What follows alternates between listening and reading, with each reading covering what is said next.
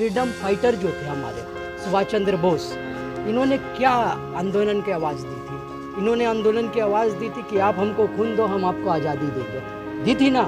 तो ये हमारे सीएम ने, हमारी चीफ मिनिस्टर ने कर कर दिखाया, जो उन्होंने अपना खून बहाकर, अपने 13 लोग को गंवाकर और वहाँ पर एक जीत की मिसाल को कायम किया। और सब पार्टी के जैसे পশ্চিমবঙ্গের তৃণমূল রাজ্যের মাইনরিটি সেলের সম্পাদক শেখ রাজা ক্যামেরার মুখোমুখি হয়ে মানুষকে আহ্বান করলেন 21শে জুলাই সবাইকে ধর্মতলায় উপস্থিত থাকার জন্য। আরও বলেন, সবাই ধর্মতলায় এসে দিদির হাতকে আরও শক্ত করুন এবং দিদি কি বার্তা দিচ্ছেন সেটা শুনুন। বিজেপিকে আটকানোর জন্য দিদি একমাত্র ভরসা। চলুন তিনি আরও কি বললেন, চলুন শুনে নেব। पहला बात आपको ये बता दें कि हमारा जो माँ माटी मानुस, जो हम लोगों का चीफ मिनिस्टर, जो सीएम हम लोगों का ममता बनर्जी, ये जो एक मुहैया चलाई, आज चलाने के बाद एक पार्टी बना जिसको माँ माटी मानुस और हम लोग टीएमसी पार्टी के नाम से जानते हैं। सबसे पहला मैं आपको चैनल के माध्यम से आप तमाम आपके व्यूवर्स को ये बोलना चाहता हूँ कि जो लोग 13 लोग शहीद हुए, इनको हम लोग सैल्यूट करना चाहते हैं, सलाम करना चाहते हैं। और हमारी दीदी का जो डाक है कि सब एक जगह आओ, तो आप लोगों के चैनल के माध्यम से ये मैं बताना चाह रहा हूँ कि सब आप 21 जुलाई को आइए और माँ माटी मानुस के नाम पर, ममता बनर्जी के नाम पर उनको कामयाब करिए। 21 जुलाई का प्रोग्राम को आप कामयाब करिए। देखिए, मैं आपको एक बात बता देना चाहता हूँ, जब भगत सिंह ने आज़ादी की मुहैया चलाई थी, जब भगत सिंह ने आज़ादी पे अपना तन मन धन और अपने आप को शहीद जो किया, आपको ये मालूम है कि जब वो भगत सिंह साहब को कोई सपोर्ट नहीं कर रहा था तो आसिफ अली कौन था? वो उस ज़माने के एक बैरिस्टर थे जो आसिफ अली जिनका नाम था, उन्होंने भगत सिंह का पैरवी किया। आपको मालूम है, देश की आज़ादी की लड़ाई में एक शुगर की कंपनी थी जिसको हम लोग हिंदी लफ्ज़ में चीनी कहा करते हैं। तो ये शुगर यहाँ इंडिया से लेकर और जाता था इंग्लैंड तक। आपको पता है वो शुगर की कंपनी ने कोई कंप्रोमाइज़ नहीं किया और शुगर फैक्ट्री को बंद किया। वो शुगर फैक्ट्री को बंद करने वाला का नाम क्या था पता है आपको? क्या था बताइए, मैं बताऊं आपको। वो शुगर फैक्ट्री का बंद करने वाला का नाम था हाजी अब्दुल सिद्दीक, वो भी एक मुसलमान था। और मैं आपको एक बात बताना चाहता हूं कि हिंदुस्तान जो हमारे सोने की चिड़िया की गिनती में आती है, तो हिंदुस्तान सोने की चिड़िया की गिनती में आपको ये मालूम है हज़रत मोहनी कौन थे? हज़रत मोहनी एक ऐसे शख्स थे जो हिंदुस्तान को हिंदुस्तान जिंदाबाद का नारा दिया। तो ये था मुसलमान के इतिहास की गिनती।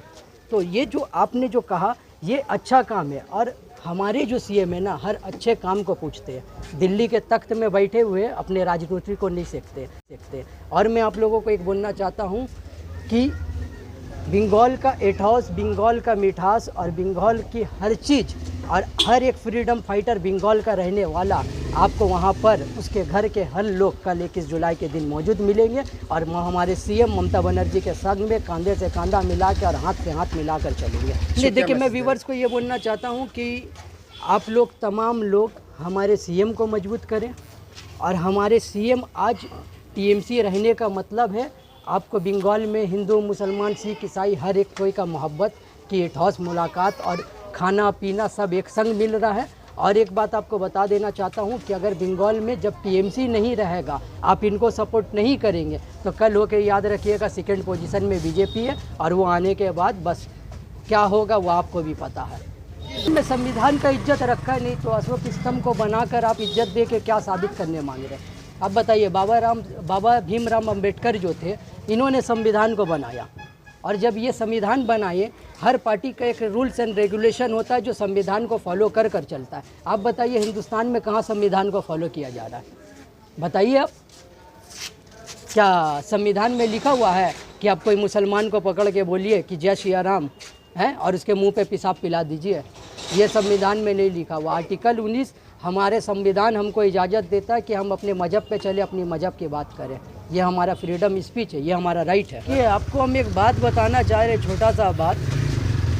अलकत नगरी छलकत जाए। जब हिंदुस्तान में भी मेरे भाई ने कहा संविधान की बात, तो आप बताइए ये क्या संविधान में लिखा हुआ है कि आप पैसा देकर और ख़रीद लें? आपको हमने एमएलए बनाया, आपको इसने वोट देकर एमएलए बनाया, तो आपको तो पब्लिक पसंद करके लाया ना, या नहीं लाया? और हम आकर वहाँ पर ही आपको आपका सीट को खरीद कर लेकर चला जाते और हम वहाँ बैठ जाते। तो इस हिंदुस्तान में इलेक्शन लड़ने की दरकारी किस लिए? किस लिए आप ही बताइए ना। ये कोई इलेक्शन लड़ने की कोई मुहैया नहीं है। ये एक गंदी पॉलिटिकल, एक गंदी राजनीति करने वाला, जिनको मालूम है कि हम यहाँ पे नहीं जीत पाएंगे, तो वो लोग ये सब करते हैं, मगर ये करना सही नहीं है। शुक्रिया।